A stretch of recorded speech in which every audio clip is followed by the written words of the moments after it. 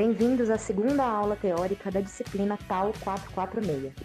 Como vocês já sabem, para que possamos fabricar os chamados produtos lácteos concentrados e desidratados, nós precisamos promover o aquecimento do leite em alguma etapa do processo. Assim, na aula de hoje nós vamos entender melhor o que acontece com os constituintes do leite quando estes são aquecidos. Já se perguntaram por que o doce de leite tem cor de caramelo e o leite condensado não? Por que o doce de leite pode açucarar ou por que o leite em pó pode empedrar? Nessa aula, explicaremos os princípios químicos que respondem a essas e outras perguntas. Então, vamos retomar aos constituintes do leite. Como já dissemos na nossa primeira aula, o leite é composto em sua maioria por água, e depois temos a lactose com 4,6%, as proteínas com 3,3% e as gorduras com aproximadamente 3,5%. E também os minerais com 0,73%. Nessa contagem, ainda se somam algumas vitaminas que estão presentes, como as vitaminas do complexo B e a vitamina C. Vale ressaltar que as células somáticas e os micro-organismos não são constituintes do leite, mas que estes componentes eles afetam a qualidade da matéria-prima e são uma das causas para o uso do aquecimento ou da evaporação para a conservação do leite. Uma vez que o leite é constituído por quase 90% de água, as propriedades físicas desse alimento são bem similares à da água.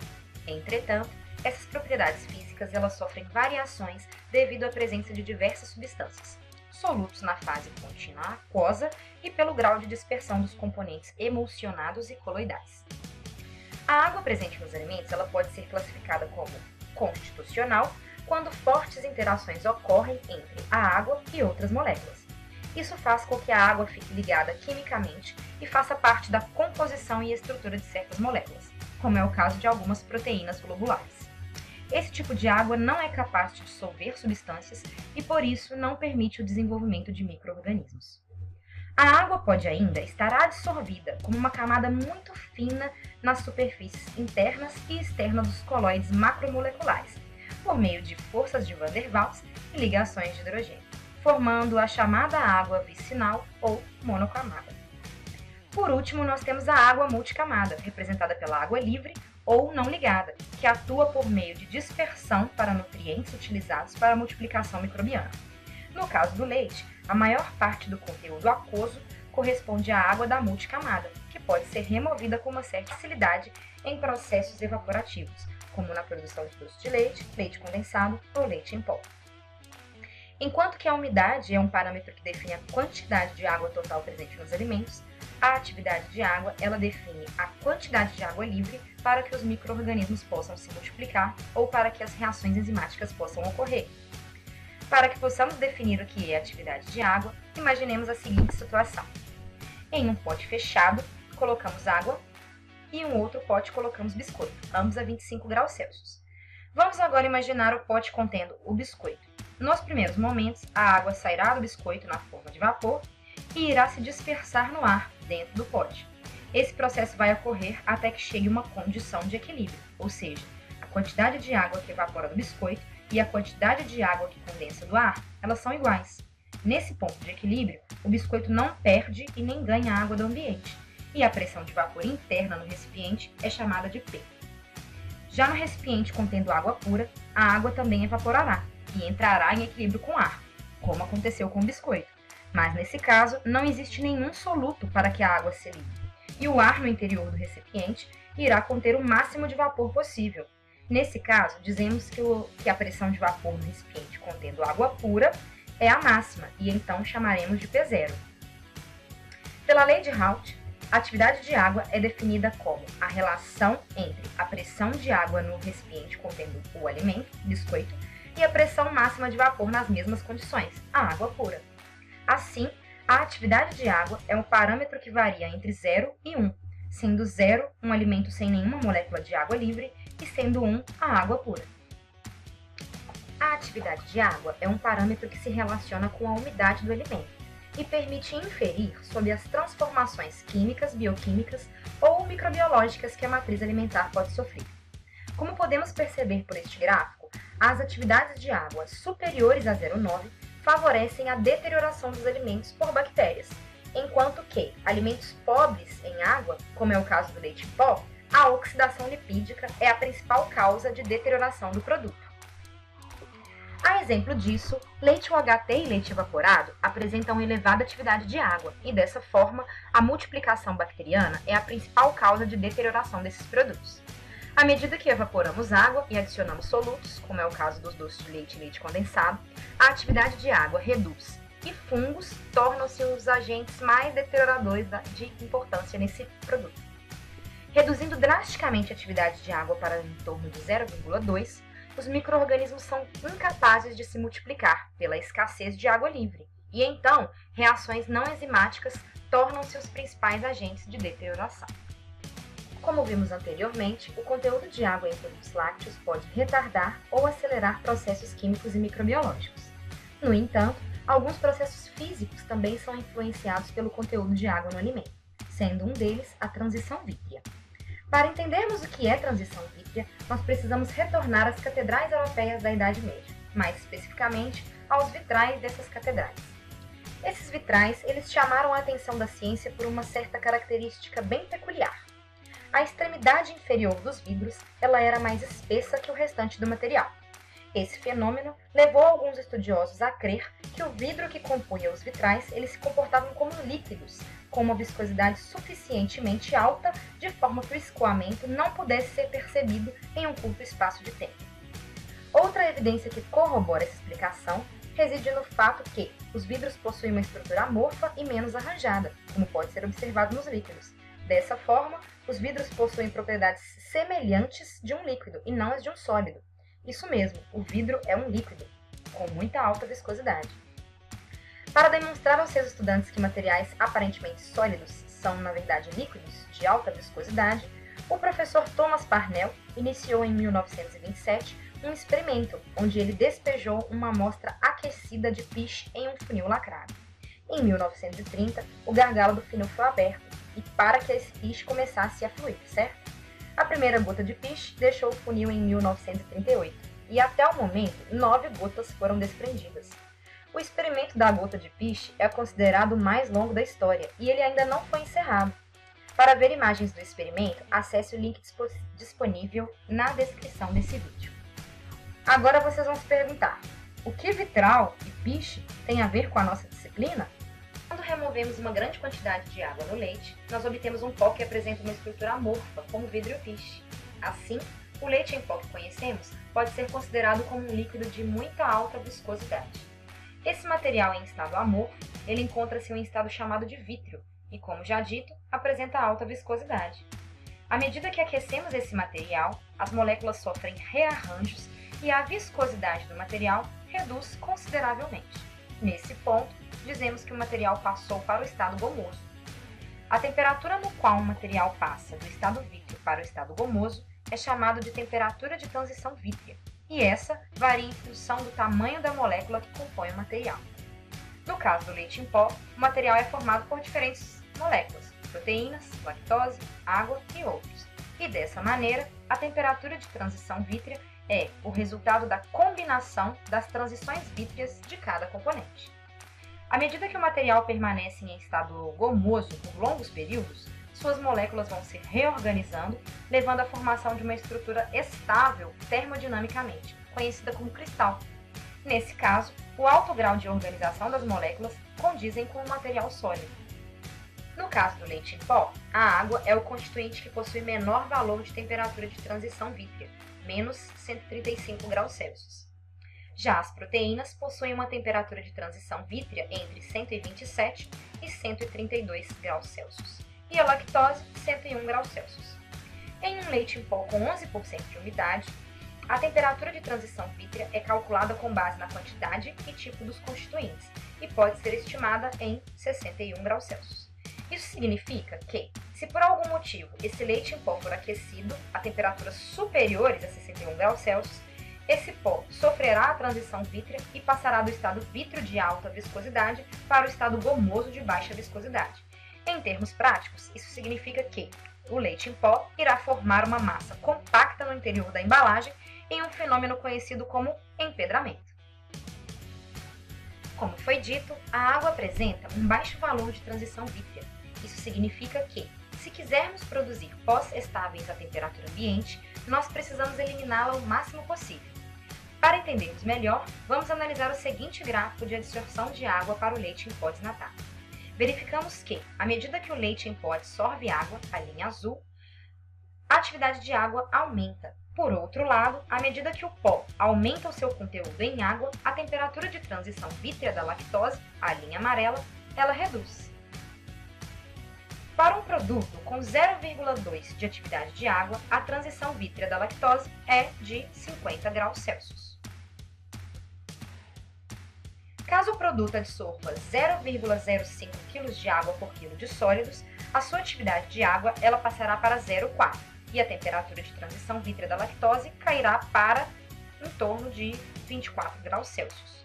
Isso implica dizer que a temperatura de transição vítrea do leite em pó ela irá reduzir e provavelmente esse produto poderá empedrar em temperaturas próximas à temperatura ambiente.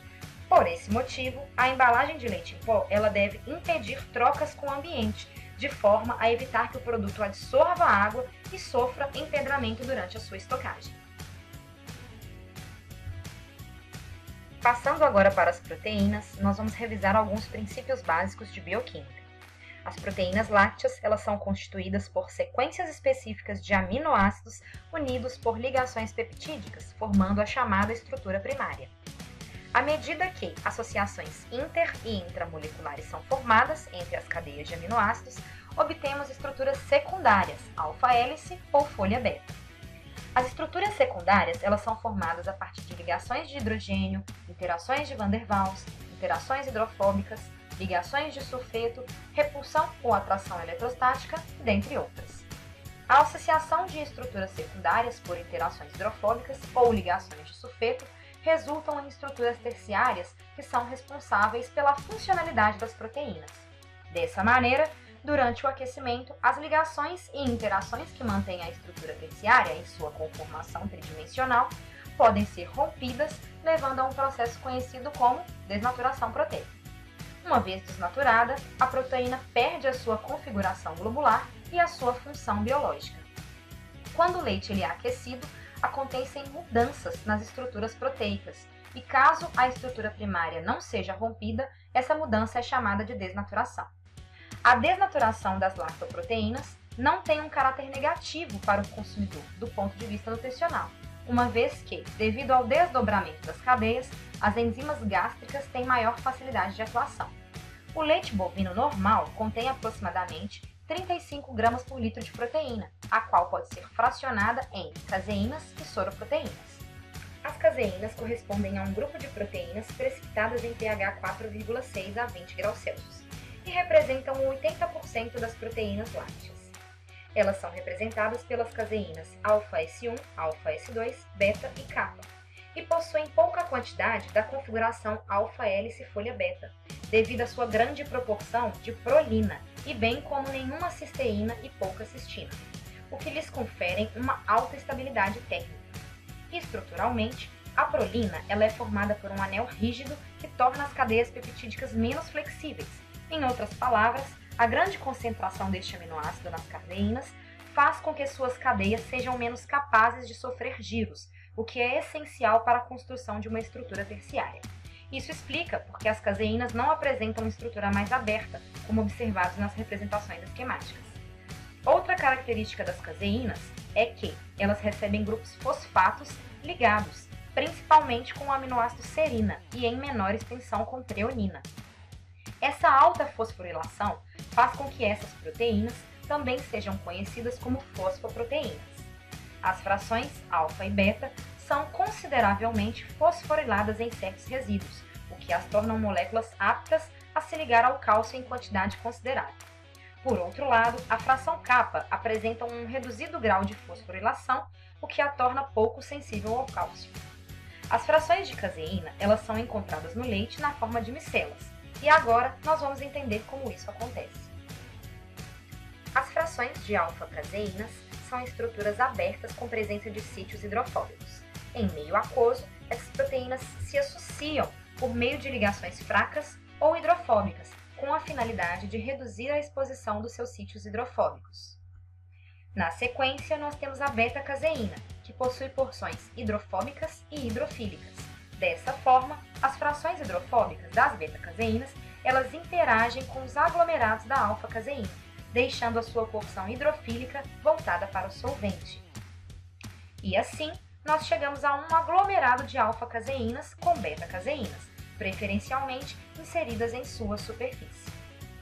A próxima etapa, nós temos a capa-caseína. A estrutura primária da capa-caseína, ela apresenta predominância de resíduos apolares na sua extremidade N-terminal, enquanto os resíduos polares predominam na extremidade C-terminal da molécula. O domínio N-terminal é muito hidrofóbico e interage fortemente com outras moléculas da caseína. Já o domínio C-terminal carrega carga líquida negativa e fica voltada para a fase aquosa.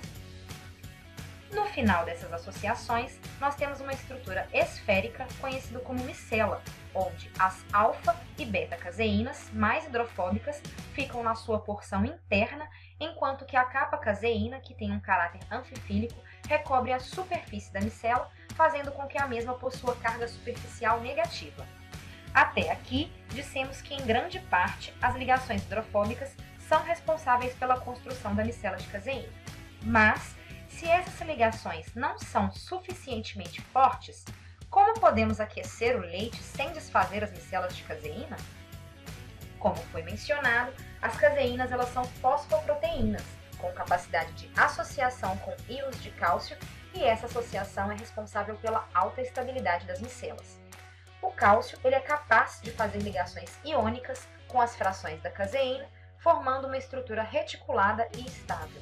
As regiões onde as interações de caseína e cálcio coloidal são mais intensas são chamadas de nanoclusters e são representadas por pequenos pontos pretos no interior da micela. Sendo assim, como dizemos anteriormente, as caseínas são um grupo de proteínas que representam 80% das proteínas lácteas e, dessa forma, para que uma desnaturação das caseínas por calor ocorra, o leite deve ser submetido a tratamentos altamente severos, como por exemplo 120 graus Celsius por 30 minutos, o que na prática não se aplica no processamento de alimentos. Durante o aquecimento, em temperaturas superiores a 90 graus Celsius, as micelas de caseína elas tendem a perder peptídeos e monômeros de capa-caseína. A camada superficial formada pela capa-caseína é responsável pela estabilidade coloidal da micela, e a perda dessas frações pode resultar na diminuição da estabilidade e, consequentemente, uma precipitação das caseínas durante o aquecimento. Ao mesmo tempo, o fosfato de cálcio apresenta solubilidade invertida, ou seja, se aumentarmos a temperatura, ele tende a ficar menos solúvel e se deposita sobre a superfície das micelas. Essa precipitação sobre as capa-caseínas também podem reduzir a estabilidade esférica das micelas, o que potencializa a precipitação das caseínas em trocadores de calor, por exemplo. Agora, mudando a classe de proteínas, as proteínas do soro de leite representam um grupo mais heterogêneo quando comparado às caseínas, consistindo predominantemente de beta-lactoglobulina e alfa-lactoalbumina, e pequena quantidade de albumina do soro bovino, imunoglobulinas, protease peptonas, lactoferrina e transferrina. As frações beta-lactoglobulina e alfa-lactoalbumina representam cerca de 70% das proteínas totais do soro e apresentam uma estrutura globular ou terciária formada por ligações de sulfeto intramoleculares. Ao contrário das caseínas, as proteínas do soro sofrem uma desnaturação térmica em torno de 60 graus Celsius, e no caso da beta-lactoglobulina, a desnaturação térmica é irreversível. Já a alfa-lactoalbumina, ela é capaz de retornar à sua conformação nativa, mesmo que a temperatura aplicada seja excessivamente alta. Em temperaturas elevadas e taxas de aquecimento rápido, todas as proteínas do soro do leite elas se desdobram em um curto período de tempo, favorecendo uma autoagregação da beta-lactoglobulina desdobradas em dímeros, trímeros ou tetrâmeros de baixa solubilidade.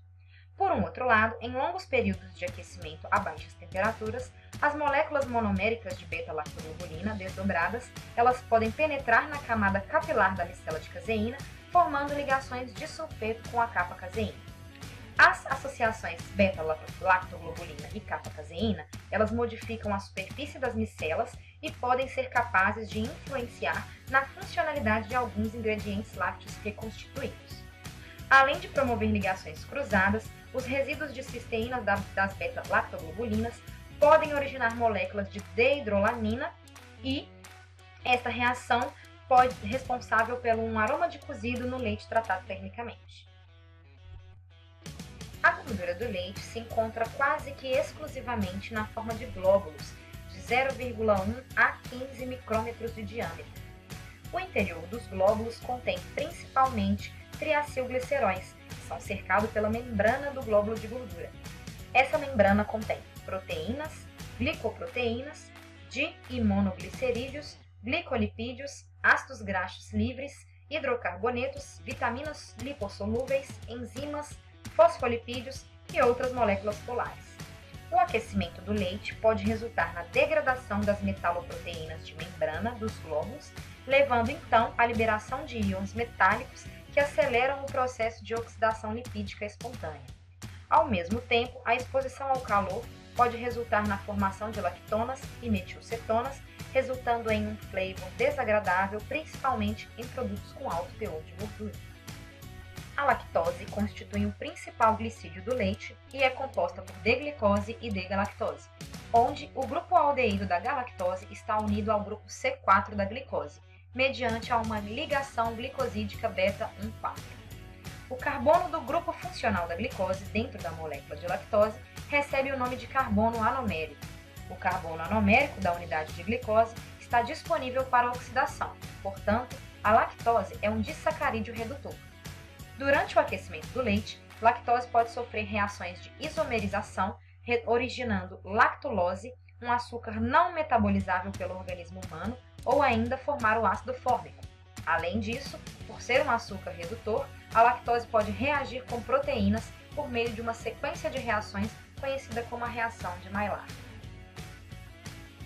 Durante o aquecimento, a lactose pode isomerizar em epilactose ou lactulose. Tanto a lactose quanto a lactulose podem sofrer degradações térmicas, originando compostos de 5 a 6 carbonos, galactose e ácido fórmico. O acúmulo do ácido fórmico no leite tratado termicamente é responsável pelo abaixamento do pH, em que, em alguns casos, pode acelerar a precipitação das proteínas, das caseínas principalmente, devido à sensibilidade dessas proteínas ao pH ácido. Isso, por exemplo, pode levar à formação de pequenos coágulos proteicos no doce de leite, conferindo um aspecto áspero ao produto.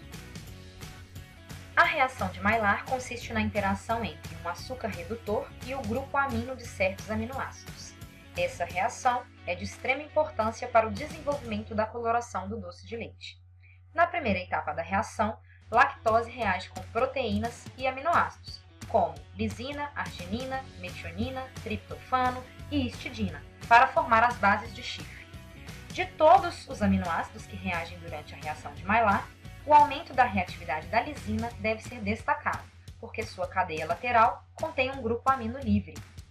Essa primeira etapa ela é potencializada em meio levemente alcalino e em altas temperaturas, condições impostas na fabricação do doce de leite. Devido à natureza instável das bases de chifre, a isomerização adicional, o rearranjo de Armadori, ocorre em um produto Armadori, sob condições ligeiramente ácidas. Nesse estágio, o aminoácido torna-se indisponível nutricionalmente e sua digestibilidade também é reduzida. Quando submetidos a calor ou a armazenamento prolongado, os produtos de Armadori sofrem uma reação de isomerização chamada 1,2-enolização, no qual o grupo cetona do carbono 2 é quebrado a uma nova ligação dupla e é formada entre os carbonos 1 e 2. Os produtos de Armadori, em sua forma isomerizada, são hidrolisadas, liberando lisina e uma molécula. A degradação da molécula na etapa 5 forma compostos de furfural, como hidroximetilfurfural e moléculas de galactose. Outra molécula de água é liberada durante essa reação, podendo então alterar a umidade de produtos em pó. Os compostos gerados na etapa 7 são cíclicos e altamente reativos. Eles podem polimerizar com carboidratos para formar galactose e com aminoácidos como a lisina para formar compostos estáveis.